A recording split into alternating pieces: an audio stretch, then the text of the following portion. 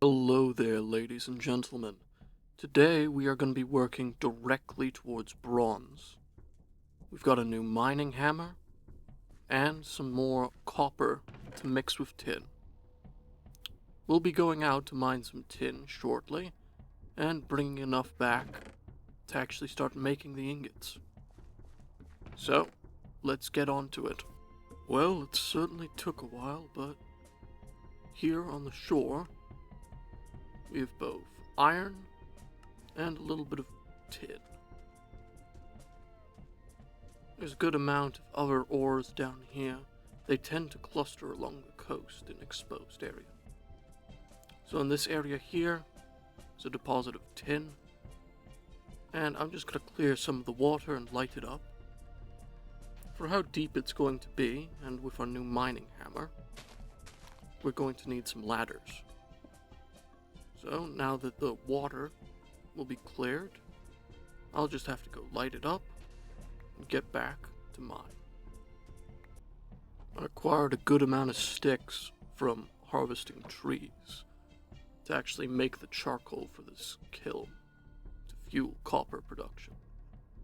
So getting down to the tin shouldn't be too much of a problem. At least not at first. We'll have to either expand outwards with an open mine pit or try to use support beams, which can be far more risky. For now, we're just going to dig right down to the ore source. Back down into the beaches, let's set up the first ladder. I'll just grab up this sand and mine down to the rock. Now, I want to make a copper spade, or a bronze spade. These allow you to mine out a 3x3 area of sand or dirt, which, as you see using this copper mining hammer, you can do quite rapidly. So, see you once I get back to the ore. So I've been mining for quite a while now. Should be, there it is. Now, you can mine with the mining hammer to actually get this ore, but it is a little bit more efficient with the pickaxe. As you can see, I've got 21 tin, but it's the smallest amount of tin that you can get at the moment. Just going to toss this chert, which is a type of sedimentary rock, in this corner here, so it doesn't fill up my inventory while I'm trying to mine new things. As you can see, we mined down quite a way, and now we have a full 3x3 area instead of needing to mine down each layer individually. So, getting a copper pick, we can get considerite and what looks to be garnet. We'll have to check in a moment. But either way, mining in this fashion is a lot more efficient. Got some asbestos here. On this difficulty and such a low quality, it won't outright kill us, but we should avoid picking up too much of it in our inventory in one go. Yes, asbestos. And datamite. Datamite is a derived form of asbestos. Let's have a look here. Considerite. Yeah, that works. And garnet, yes. Okay. So, I'll cut back to after we've mined our lot down to the bottom of this ore vein. Okay, so it did take quite a while, and it actually went down into a quartzite layer of rock as well, which I haven't seen before. 2 layers of rock actually having the same ore set in it. But it's not impossible. We got a good haul out of it as well. Good amount of quartzite and considerite. So now, it's time to get to smelting. I'll have to heat up some copper bars, and then mix them with enough tin to pour out about 2 bars per copper, per possibly 3 bars of copper and then a mix of tin to get a 4th bar. We'll see. Before we make bronze, we still have to process this cassiterite. This is cassiterite sand, which is a little less potent than the ore, but it still contains more than enough tin that we shouldn't have any issues with it. Alright, now that we have the processed ore, we can actually look at the recipe. Now, as this isn't a pure ore, it's a mix, we can have 20 to 30 tin and 70 to 80 copper in order to actually make tin bronze. Now, this recipe can be changed in updates, so don't go basing off of this. It's always good to check first. I believe it was set at 20% exactly at one point. Okay, so I've done a bit of math, and this should make our tin bronze. As you can see, it has almost the minimum amount of tin in it, because I'm trying to conserve that, as we only have 1 tin vein for all the copper. And it's good to do it in a vessel like this instead of melting with just math, because you can see percentages. But for now, we're just going to try and smelt this up and see how many ingots we get. I just wanted to show you another form of smelting. You can see I've been melting down some ingots in the forge to get the correct amount. And now I'm going to start incorporating cassiterite into the vessel itself in order to make tin bronze. Right now, there's about 5 ingots, moving to 6 ingots worth of copper in it. Now, with the cassiterite mass, we should be able to just barely make an entire vessel worth of copper bronze. Now, there are 3 types of bronze. There's tin bronze, which is your normal one that you'll be fond of, the one you'll have seen before. There's bismuth bronze, which is green, incorporating bismuth and another type of metal. As you can see, this is already up to bronze. I'm going to put 1 more ingot copper in and then bring it out to full bronze. And then there's black bronze, which contains gold and silver and is the hardest state of bronze that we could produce, but very expensive. And we don't have access to silver at the moment, so yeah, exactly 1 full vessel of bronze. Now, before we have time to go play with this new bronze mix, we actually need to fuel the furnace. So, I've gone and collected a bunch of hickory, which I've been replanting, as it's one of the woods you can use for tanning and other things. I like the look of it. And I'm going to set a charcoal kiln to cook, a larger one this time, to hopefully produce a stack of charcoal. And I'm going to go off and mine more copper, as I've used almost all of the copper we harvested in the last episode, just to make that 1 bronze vessel. So, time to go test out our new copper mining hammer on copper itself. Here we go. Okay, at the mines. Now, copper tools mine through this chert earth beautifully. I'm going to be keeping a bunch of this quartzite rock, as I want it for building materials later in this episode. Because have a look at that shine. You can use the same chisel that we used to actually make the quern in order to light up and produce quartzite bricks.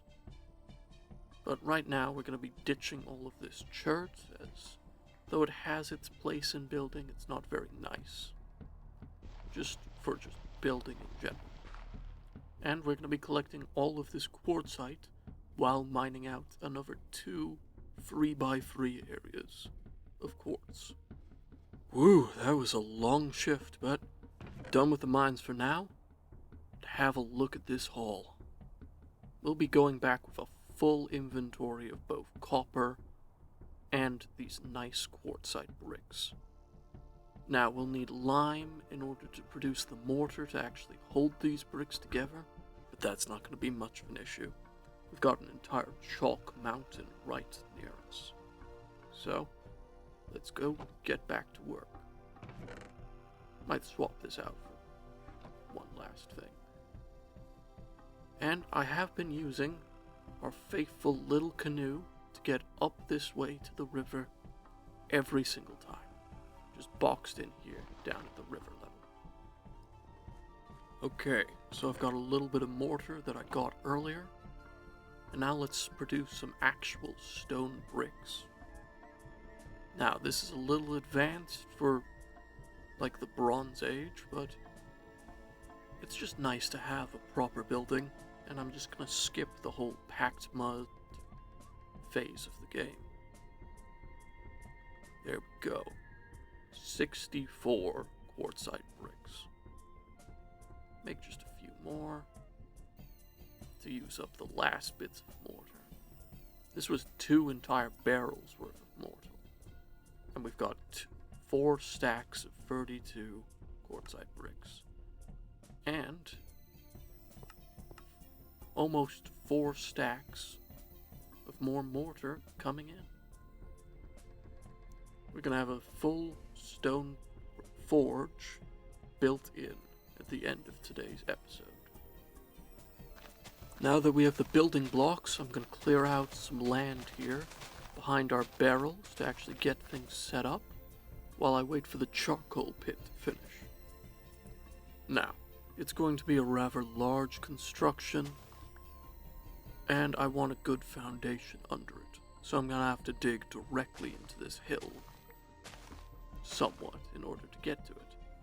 And it's going to take a lot of shovels, because as you can see, it takes about 3 durability per use with just a stone shovel. And I'm not going to waste copper on just a building construction. So I'll see you after I've cleared some land, and while I'm getting a little bit of charcoal up, because the pit kiln should be finished in any moment. So the charcoal is ready. I'm just going to dig it up out of this pit. I don't remember the exact conversion rate of wood to charcoal, but we should get a decent amount from this. I'm gonna start making some tools and possibly a few tapping agents, so I want to start getting into wood saps and things. That was a fresh shovel and it didn't even make it through an entire pit of charcoal. This is the reason we need copper and bronze tools. But almost a stack, which isn't bad. Let's get to forging. I'm going to heat up the vessel itself that is filled with bronze and get to work. Because of how much metal is inside of the vessel, I'm going to start working on the forge itself while I wait for it to heat up. Now I've just counted out the pattern.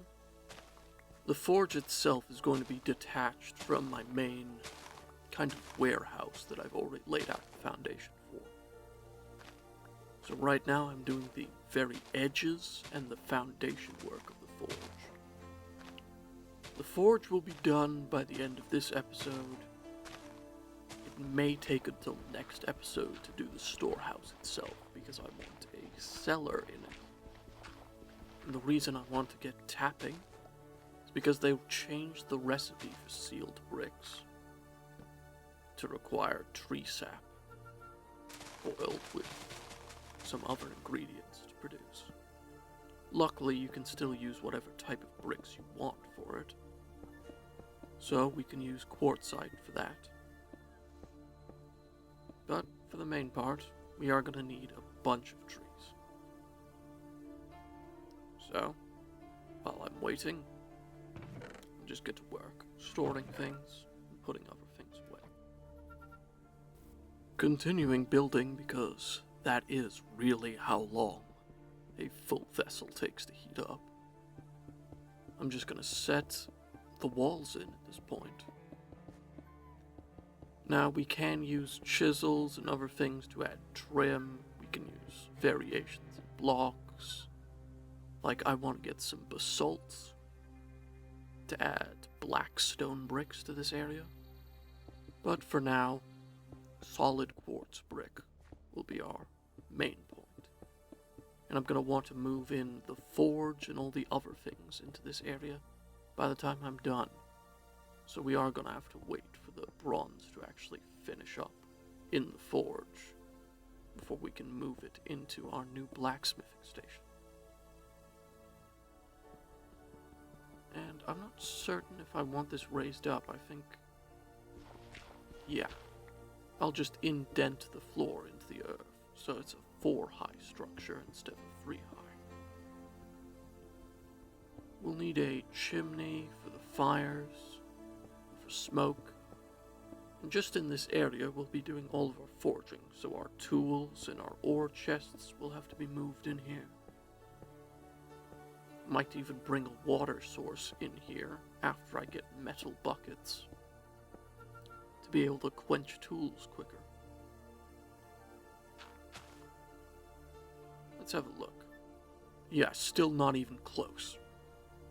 So, let's just keep on building. Out here is the outline for our warehouse. And I'm going to drag some torches along with me, so you can actually see what I'm doing. Now, hardcore darkness is disabled currently. I can enable it if it becomes a problem. I just broke the shovel I made like 2 seconds ago. I really miss copper tools. But yeah, I'm just going to be moving the dirt onto this hillside that I cut out. It's not even halfway. It is heating up slowly. As you can see, it's adding stars to each level to show that it's getting further through each phase. But I suppose I could cook this and get a full bar, but yeah, still solid centered. We're gonna have a long time of building before we get to it. Well, I've been doing some chores around the compound for now. It's finally gotten to molten levels. Already cast out 1 ingot. Now I'm gonna cast out as many more as I can get out of these little ingot molds I have left. Each one of these molds, because they're made of normal clay, have a chance of breaking. So I'll probably need to make a bunch more molds just to get this bronze out. I'm just casting them out and seeing how many I can get. I want to make some tools which require double ingots. So I'll just keep this in to heat up, and I'll put some ingots in order to actually smith them together into double ingots. I want a bronze spade, and I want a bronze mining hammer that I'm going to forge out and see if I can get as close as I can to a perfectly forged hammer. Because I've already almost completely used that 1 copper mining hammer I made in the last episode. So, smithing ingots together, the same as before. These have a little bit of a lower temperature, but there you go. Now, I'll want a bronze hammer and a bronze anvil at this point, because you see, I can't actually smith anything without a bronze anvil, which requires 7 of these double ingots. So I'll get to work on that. So I cast out as many ingots as I was going to get out of those molds, and I don't have enough for a bronze anvil quite yet. So I've set some more ingot molds to cook in pit kilns, and I've been digging out this hill around where I want the walls of the storehouse to go. As you can see, it's a decently large area, and I will go through and terraform this entire area to be a little bit more flat when I manage to start making my own house. but for utility structures like the forge and this warehouse, at the very least, I'm not going to bother. I'm just going to cut them into the hill and build them up. Now, building is a lot faster than clearing the area, especially with these type of blocks. I'm going to finally clear this all to be level on the inside, because now that I'm out of the molds, I've let the forge run cold, and I'm going to move it in here. Alright, moving everything back in. I'm going to have a quartz brick floor as well, to actually build up the forge. It's another charcoal pile like this, and you just light it, and now, there we go. Now, you can use black coal in this forge as well, to increase the temperature it can get at, but to use black coal that we've found, we're going to want a bellows, which requires leather, that our one hide that we've managed won't be enough. So let's just dig out the rest of this floor so we can replace it with the quartz brick. And then let's go about putting a roof on here. The last of the molds are just finishing up now, so we'll be able to cast out a bronze. Now, we are capable of casting any bronze tools we want, but forging tools, even if you get the worst result, which is modestly forged, is still better than any cast version of that tool. Because the cast is the default, and even a modestly forged version still has a minor bonus to its stats. So there goes the floor. Now for the roof. I'm gonna have to put a hole somewhere here at some point, just for when it's lit up, because it does produce smoke, and you do not want to die of smoke inhalation. Because yes, that is also a thing. You see how much work we went through just to get these stone bricks? And with just the outline of the warehouse and this one forge building, we have 6 left in total. And that's how much dirt we've actually excised from the area. With that set in, just in time for the rain, we can actually start getting to work. Brought everything inside. I'll need to scrape this hide before I can make it into a lever, or billows, but as you can see, we've brought our copper bars and our anvil in, and over in the side, the spade. We should be able to make one in a bronze anvil. I'm just setting out my notes in the background while I'm doing the math of this. We should have enough bronze ingots in this mold, but it will take a bit. Now that it's finally heated up, we can use all these new molds. Now, once this fills up, I'm going to use Q to quickly toss it directly into the water to start cooling off, so it doesn't use up a bunch of durability on the wood tongs. And we can keep as much temperature as we can in this vessel to actually keep the liquid bronze liquid. Now, for an anvil, we'll need 14 bronze ingots that we're going to turn into 7 bronze double ingots on the copper anvil after heating each of them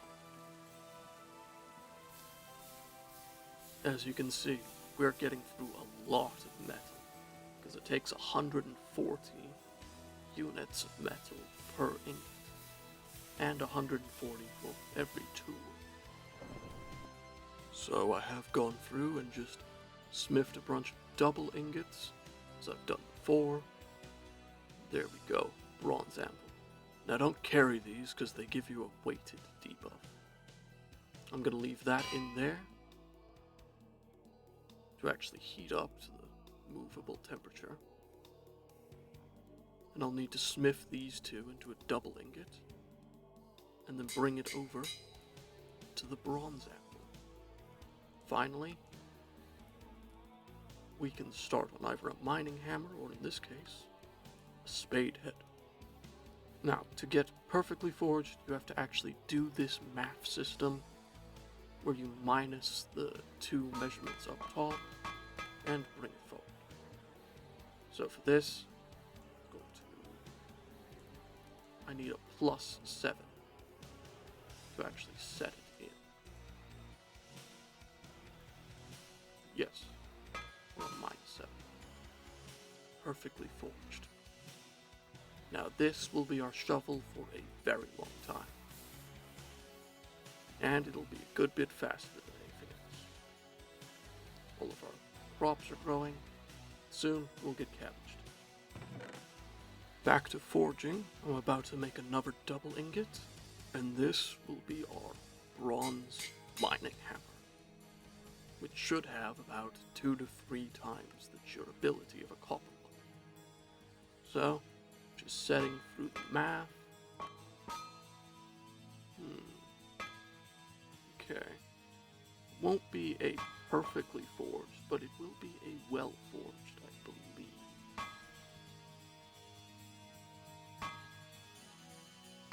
Yes. There we go. Perfectly forged, actually. Yes. Okay. This will be our mining hammer well into the Iron Age. As you can see, we're about to get one large hide of leather, which might be enough.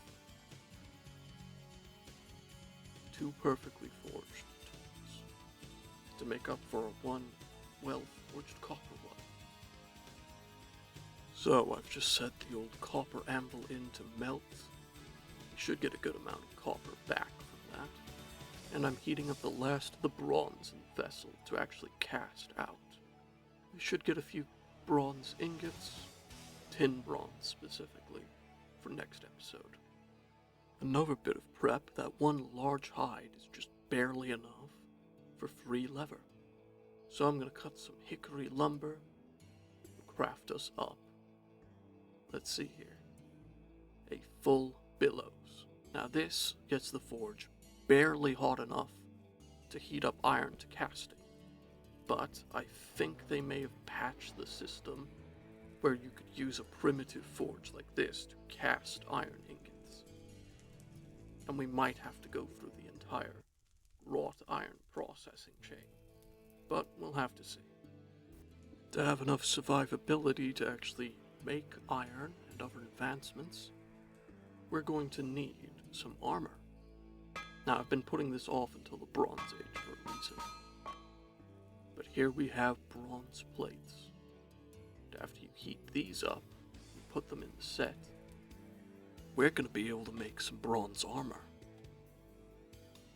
Now I'm going to try and make a full set of bronze armor today. As you can see, these plates, they half in mass while making a plate out of a double ingot. We're going to want some better plate production later down. For now, we can make some unfinished bronze boots.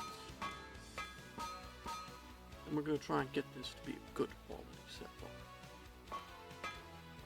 Moving on from the boots, we have these 2 bronze plates that we're going to smith into one double plate. Let me just grab my hammer real quick. And the double plates, if we look through the recipes, allows us to make the rest of the armor. So we're going to start with the greaves, and we're going to go through the entire armor chain. So we made our greaves, but to actually finish it, we need to add another bronze plate on top of them by welding the 2 together. Here we go. And this should, there we go, finished bronze greaves. I'm going to put this next to the boots after it's cooled down and start work on the next set of armor. But let's just have a little look at it first. There we go. Bronze greaves. 3% in everything. Not bad. Time to move on to the next set of armor. Next batch of copper, bronze, and next batch of armor. I've got a double plate now, got the greaves. What is the one I want? Helmet, I think I'll do next. Now, let's go through the smithing chain. These don't get a quality bonus at the moment. Pretty sure you can, but it requires extra work in order to pull it off. Now heating up the unfinished helmet and another plate to finish off the helmet. There we go. Just weld them together. Grab a hammer. And cool it off.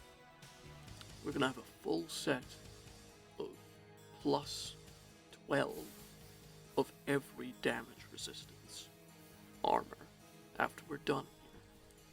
As tin bronze when it comes to armor is about the middle of the road. I was going to keep forging and set out the chestplate as well, but I've run out of charcoal as well. At the very least, I can keep increasing the size of the hickory forest I'm building. But I'm probably not going to include future wood runs or charcoal runs, especially after I get something like a charcoal oven in the future. So I'm going to set this off to smelt, and then use some of my new tools to be able to actually work on building out the warehouse a little more. Because now I have a shovel that not only has substantially more durability, but clears a 3x3 area. Just like that. I've already got an entire corner down to the correct height. So, I'll see you at the end of it. Now, after clearing out that area, I've decided on what type of flooring I want. And though I'm going to skip it for walls, dark loam brick floors are rather nice to look at. So I'll be using them. And the components are cheap. Just some of this hay, or straw, and loam mud, which is just the dirt I've been digging out, combined in the water of the lake. And I set it out in the wrong pattern. Give me a moment, just to swap the pattern over. No? What is the pattern again? It is loam mud. Mud bricks. Oh. They made it simpler. Well, that's fine. So, these bricks dry in the air, so after I'm done crafting them, I'll just have to set them out. So I'm just going to use the hillsides around where I cleared the actual grass from to set these out to dry.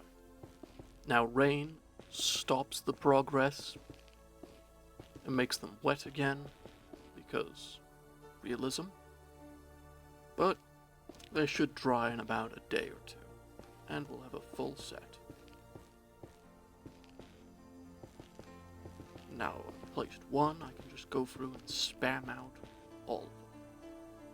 I've continued working on digging out the area while my new brick floor is drying. Now if we go into Thermalife, we can find a cellar.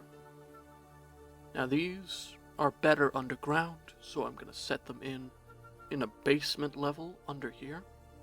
And they require sealed bricks, which can be made with all these types of waxes and bricks. We are going to be using conifer resin wax, which is why we need tree taps. But I'm just going to dig out the basement here. Good few amount under. God, I love this shovel. Look at how fast this is. I'm not even going to cut this away because it'll take just barely a few seconds to actually get the entire area down. And now this hammer to get rid of the chert as well, which isn't quite as fast, but still nice. And if you want to just mine a 1x1 area, just crouch. So this is going to be a rather large food cellar, but I'm also going to be using this as a warehouse to store materials.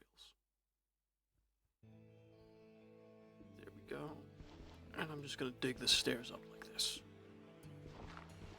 So this is gonna be the full cellar layout. Just here.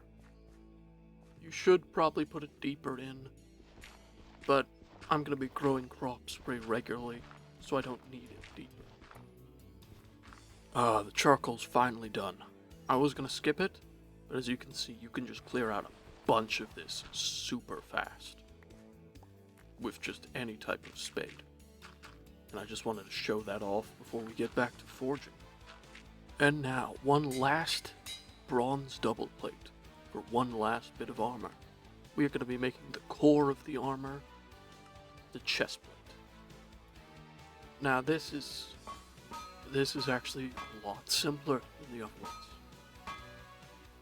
It's really just get it up a few above, and there we go. I'll need one more plate to finish it all. Or not. In looking at the recipe, it actually calls for a double bronze plate. So 4 bits of extra bronze on top of it. But, here we go. Fully welded together. Now to cool it off in the water. This is our final piece of armor. And this armor is going to be the armor we wear right up until we get steel. Because you don't need stronger armor than this, apart from maybe crocodiles and sharks. But here we go. I'm just gonna unlight the forge, collect the rest of the armor. And a full set bronze armor and bronze mining tools. Ready for the next episode, where we're probably going to be farming, just doing some maintenance before getting into iron.